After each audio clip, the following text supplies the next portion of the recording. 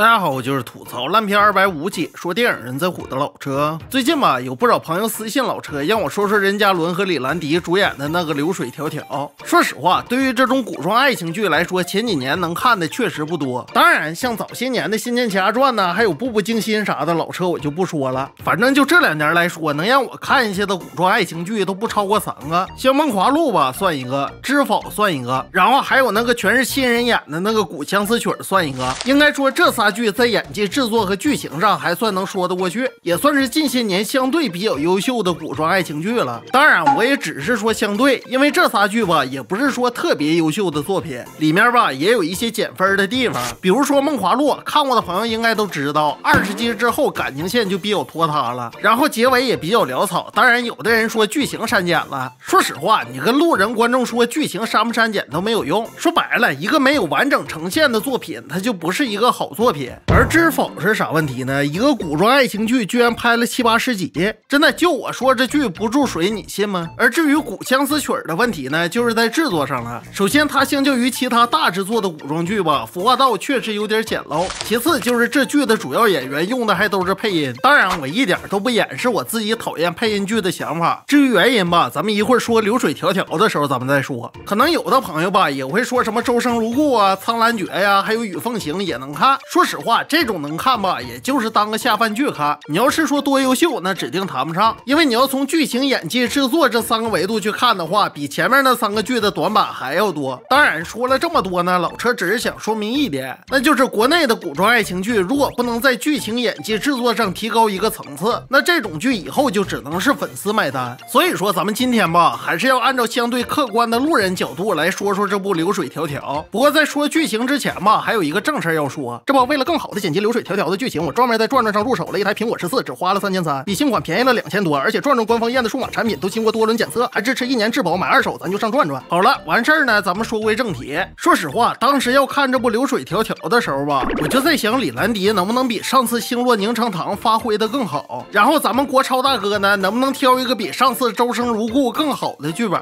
结果我看了16、17集，我发现呢是我想太多了。当然按照惯例呢，咱们还是要说一下此剧的歌词大意。首先故事吧，说的是在乡下和师傅相依为命的小丫头姜慈，这不由于她平时爱吃贪玩，就打算背着师傅自己下山游历一番。当然他师傅吧也是故意放他走的，因为他自己都自身难保了。可能大伙不知道，他师傅吧是当年齐王身边的一个贴身婢女，和一个皇权斗争的案子有关。至于具体是咋回事吧，老车我就不剧透了。总而言之，就是女主下山之后作死闯进了一个2国和谈的办公场所，结果没想到她的这次闯入吧，就意外卷入了一场皇权斗争的漩涡之中。而在这皇权斗争之中，又分成了3股势力，分别是为了给自己族人争取自由卧薪尝胆的月落教教主萧无暇，还有就是想继承母亲意志为父报仇，然后一心想推翻大梁皇帝的剑顶侯裴炎。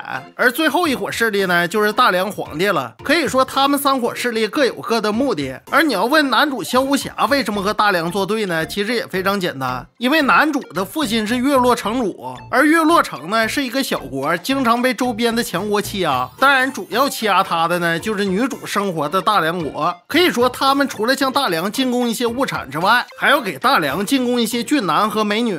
当然男主他爹呢，也就是月落城的老城主，也是被大梁给害死的。当然男主的姐姐呢，也是因为给大梁的皇帝生儿子难产死在了大梁，所以男主呢就化名成魏昭，然后潜伏在大梁，一直做到了相当于什么官呢？就相当于清朝的9门提督，也就相当于现在京城的卫戍司令。总而言之，非常受大梁皇帝的器重。而他在大梁皇帝身边呢也没闲着，一方面要查清当年家族灭门的真相，而另一方面呢也是要从内部瓦解大梁。而剑顶侯裴炎为什么要和大梁作对吧？那就更简单了，一是受他母亲的熏陶，因为他父亲当年就是被大梁皇帝派去边境给害死的。二呢是因为他看着大梁皇帝吧德不配位，他想取而代之。其实男二心里想的就是这么简单个事儿。而张丰毅演的这个大梁皇帝呢，就是生性多疑残暴，然后绝不能容忍一切威胁到自己权力的人。大伙儿呢也可以把他理解成同平台的热剧《庆余年》里的庆帝，只不过智商和武功吧可能照《庆余年》里的庆帝差点，但是人设都差不多。而女主的出现就导致了一个什么结果呢？就是促成了男主萧无暇和裴炎的合作。用咱俗话说就是啥呢？没有永远的敌人，也没有永远的朋友。也就是说前半段段的剧情呢是俩人斗，然后后半段的剧情呢是俩人合作，中间再给你来点感情线的甜宠。可以说整部剧的大致结构差不多就是这么个事儿。可能有不少朋友听完老车说完这剧的剧情梗概吧，会以为这剧像是庆余年那种剧似的呢，但实际上它和我前一阶段吐槽的度花年是属于一个路子的。也就是说，你要说这剧的剧情逻辑吧 bug 一堆，而你要说这剧的演员演技呢，说实话我也没看出什么亮点。真的，你要说李兰迪发挥正常吧，我认，因为从之前咱们说过的星落凝成糖一路朝阳这一道走下来，你根本看不见演技退步的痕迹。但是你要看咱们国超大哥这边呢就不一样了，真的，咱都不用和别人比，咱就和他自己比就行。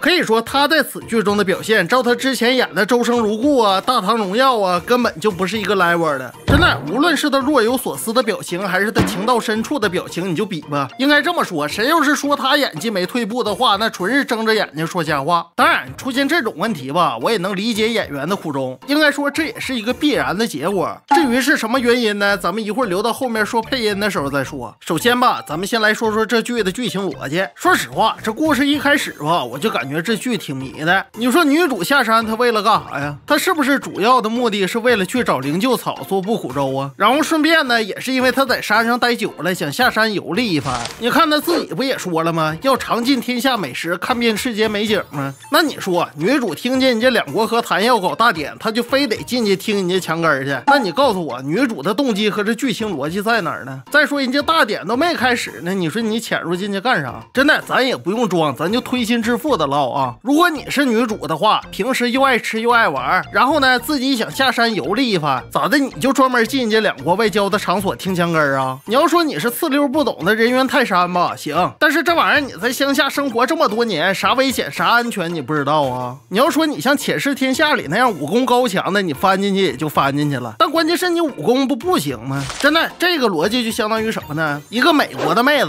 平时呢又爱吃又爱旅游，然后有一天吧，就听说人家美国的国务卿在白宫招待外宾，是要和人家苏联谈两国和谈的事儿。结果你这边呢说那正好，我翻墙头看看到底怎么个事儿。咱说白了，这剧情不就是这么个逻辑吗？真的，咱都不用唠这些虚的。如果说你现实中你翻墙头干这事儿的话，我就承认这个剧情没有毛病，对不对？但如果说现实中99%的人都干不出这种虎事儿的话，那都不光是逻辑问题了，而是你这个行为就已经违背常识了。你要说两国和谈的地方吧，有你的亲戚或者朋友，你非要去也行，哪怕里面有你非得到不可的食材，你去我都认了。起码女主有一个必须要去的动机呀。结果你这剧吧全没有，人家女主本来就是要去月落找灵鹫花的。当然这还不是最扯的，紧接着男主后面来了更逗。这不，男主潜入进来要干啥呢？就是要找个机会把这个魏国的使节掳走。像那个你和女主在树上都撞到一起了，那你是不是就得把女主灭口啊？哎，结果咱们男主呢就是不杀。你看人家一般人用匕首吧都是直接捅，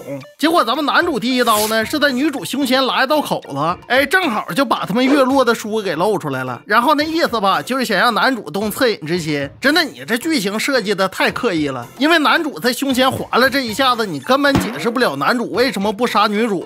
因为正常情况下，男主要是暴露目标的话，早就一刀把对面灭口了。那你说男主用匕首在女主胸前划了这一下是干啥呀？咋的，为了耍流氓啊？当然这时有的朋友就该说了，男主以为女主是婢女儿，所以不想牵连无辜的人造成杀戮。真的，你要说这话的话，我第一个不信。咋的，男主之前少杀了？他不之前也是从死人堆里爬出来的吗？咋的，之前和他打斗的那些人就都该死啊？人家就不上有老下有小了？而且后面男主眼看着女主都要给下面的人通风报信了，哎，就是不杀。哎，可以说后面男主都插女主一刀了，哎，就是不要他命。真的，你要说男主就是宅心仁厚，不想造成杀戮也行。那你武功这么高强，你打晕了不难吗？然后结果咱们男主呢也不打晕，可以说瞪着眼睛就让女主给通风报信了。结果最后到底是人也没抓着，自己还暴露目标了。真的，要我说男主对大梁的人都这么宽容的话，他也别复仇了，你直接回你的月落当你的达利特人不就得了吗？可以说就因为男主对女主的宽容，后面男主身边的亲人都死没了。当然我这说的吧可能有点夸张，倒没有死没。总之就是男主身边亲近的手下几乎都死了。而且更搞笑的还不是这些，这不紧接着男主把女主培养成了侯府中的眼线，像那个这种搞谍报工作的有个接头人接头就得了。结果男主呢偏不的，非得自己亲力亲为，这家伙可以说成天没白天没黑夜的在侯府的树上盯着女主。真的就好像男主进侯府是如入无人之境似的。所以说男主你要是把侯府都摸得这么门清的话，那你还用女主干啥呀？咋的，就是为了给自己培养感情啊？而且咱退一万步说，哪有幕后 boss 成天去盯一个线人的呀？真的，这个逻辑就相当于什么呢？朱元璋去盯一个县令，然后玉帝呢去盯一个天兵。就好比你是一个公司的老总，听说有一个员工偷懒不干活，然后你呢就成天没白天没黑夜的盯着他干不干活似的。真的，你要是培养感情的话，他也没有你这么刻意的呀。而且这剧不光是逻辑上的问题，他配音吧我也看不惯。当然有的朋友也说，有的演员声线不合适就得需要配音。说实话，我就不赞同这个观点。说白了，那声线不合适你可以找别的演员呢。为啥说老车一个劲儿的推崇让演员用原声呢？其实道理很简单，那就是原声非常考验一个演员的台词功底和情绪表达。你看演话剧的演员他就能演电影，而演电影的演员呢他也能演电视剧。但是你要调过来，你让一个总演电视剧的演员去演话剧和电影，他可演不了。一呢是因为配音的问题，二呢是因为电影和话剧可给不了你那么多 NG 的机会。不信你看市面上的好电影有几个是用配音的？别说用配音的了，就是不用配音的演员他总演电视剧，演技也退步啊。你看孙红雷就是个例子，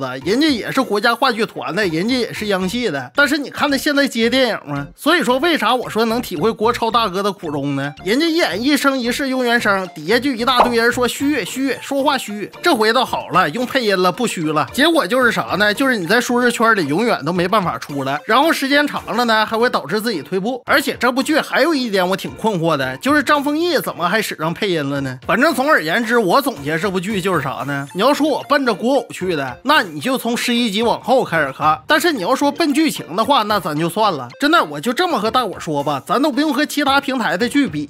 你要是论全毛的话，你都不如看同平台的《庆余年》和《大唐荣耀》。而你要是看古偶的话呢，你还真不如把同平台的《梦华录》和《柳州记》再刷一遍了。虽然说我个人的感觉《柳州记》的剧情也不是特别好，但是至少比这个剧要强不少。反正如果你要让我打分的话，10分满分，《梦华录》是7分的话，《柳州记》就是6分，而这部剧呢5分甚至都达不到。而且就这5分也都是演员和道具组的分。行了，咱们今天就侃到这儿吧。我是老车，咱们下期再见。